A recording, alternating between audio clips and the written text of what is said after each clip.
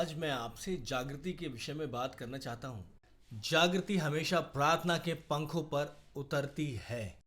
यदि आप मुझसे पूछें कि महान जागृति क्या होती है, तो महान जागृति एक नदी के समान है। ये वो नदी है जो परमेश्वर के सिंहासन से होकर बहती है और ये परमेश्वर की उपस्थिति है। और जागृति के पहले क्या होता है कि नदी पर बांध बने होते हैं, कोई बाधा होती है और वो किसी प्रकार से नदी के बहाव को रोक रही होती है। और जब वो बांध टूट जाते हैं, जब वो रुकावटें हट जाती हैं और अचानक वो नदी बहने लग जाती है और उसमें जीवन आ जाता है। और मैं आपसे ये कोई किताबी बात नहीं कह रहा हूँ। मेरा अपना जीवन, मेरी अपनी सेवकाई का जन्म जो है जागृति के बीच में हुआ है। मैं विश्वविद्यालय का छात्र था जब मैं यीशु में आया और मुझे प्रचार करने के लिए कहा गया और मेरे दिल में यीशु के लिए आग जल रही थी और जीवन जल की नदी मेरे जीवन में और मेरे जीवन के द्वारा बह रही थी। मुझे मनरो लुइसियाना के एक छोटे से चर्च में प्रचार करने के लिए कहा गया।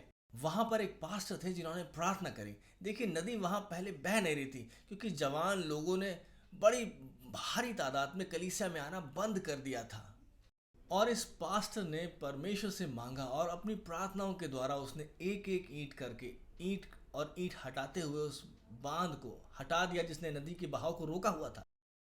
उसने प्रार्थना करी और परमेश्वर के मुख को खोजा और प्रार्थना की आत्मा पूरी कलीसिया में फैलने लग गई। और जब ये हुआ और जिस स्थान पर हम थे, जिस सभा में, वो छोटी सी कलीसिया थी और वहां पर परमेश्वर की आत्मा उतर आई और उस नदी का पानी तेज बहाव से वहां बहने लग गया।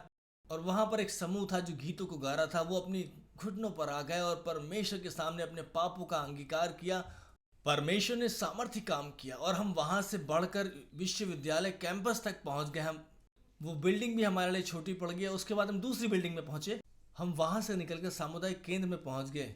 मीडिया वाले समाचार पत्रों में और टीवी पर उन खबरों को दिखाने लगे, उन कार्यों को जो परमेश्वर वहां उस जागृति में कर रहा था, जो जागृति उसने स्वयं वहां पर भेजी थी।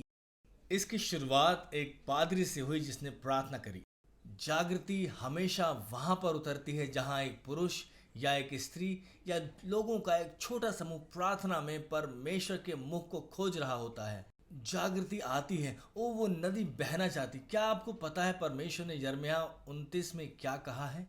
वो हमें आशीष देना चाहता है, वो हमें समृद्ध करना चाहता है। उसके पास हमारे लिए भविष्य है, हमारे लिए आशा है। मैं बहुत सारे लोगों को देखता हूँ जो निराश है, जिनको लगता है उनका जीवन सही नहीं जा रहा है, उनके जीवन में कोई आशा नहीं। मैं आपको बताना चाहता हूँ, अगर हम प्रार्थना करते हैं तो परमेश्वर महान और सामर्थी कार्य करेंगे और वो अपनी आत्मा को उड़ेल देगा। ये नदियां बहेंगी और ये नदियां परमेश्वर के सिंहासन से होकर बहेंगी। वो खोज रहा है एक पुरुष को, एक स्त्री को, एक जवान को या एक ऐसे समूह को जो उसको खोजे जब तक कि वो ना आ जाए और जागृति हम पर उड़ेल ना दे। नदियों को बहने दें, नदियों को बह जाने दें और परमेश्वर के सिंहासन के पास जाएं, उसे खोजें जागृति के लिए।